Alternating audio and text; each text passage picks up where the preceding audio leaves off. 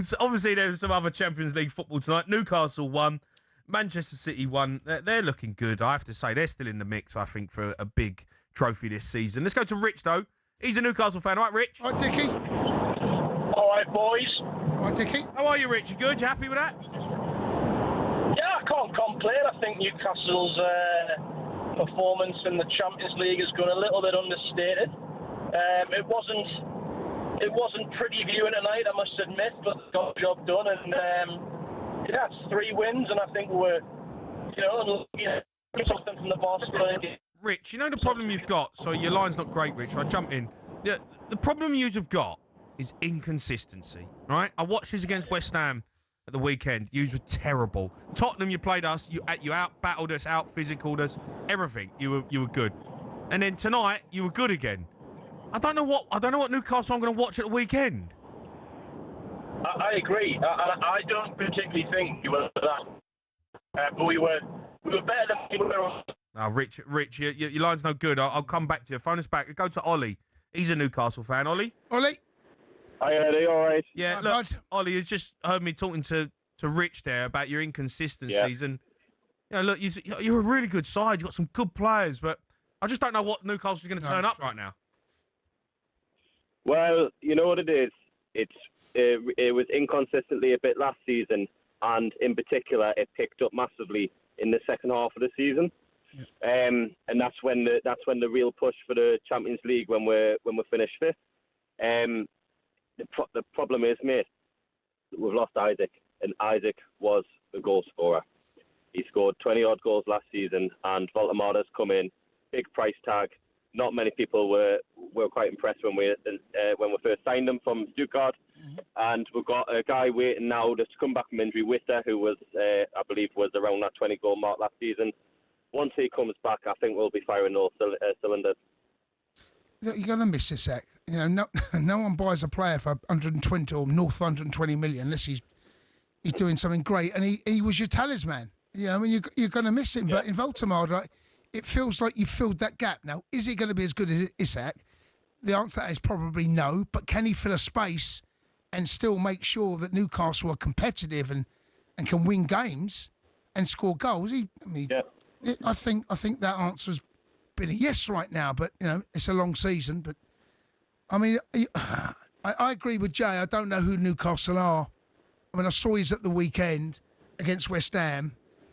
I know what they are. I don't know, but they got to do it more than once every 2 weeks. No, you got to do it every Saturday, Tuesday. I think the main thing is we're missing. So what's that? Say again. Sorry, I thought it went off there.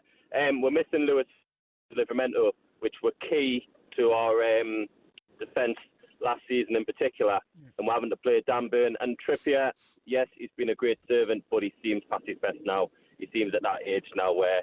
All right, what about Dan Burn? He just scored a worldie tonight. Yeah, he scored a worldie, but Dan Burn's known as being a centre-back, so when he's having to fill in at left-back, going against wingers like Bowen on the weekend, going against wingers like Saka when we played Arsenal, and Salah, yes, he can fill in that position. However, Lewis Hall and Livramento are a lot more versatile, and Dan Burn's known as being that. Every team's got injuries, though, Ollie. But yeah, I get every that. Team, I could come at you with Palmer, couldn't I? I could come at you with Levo Colwell. And I don't like mentioning it, but as soon as you start mentioning injuries, no one's going to feel sorry in Europe for a Premier League club.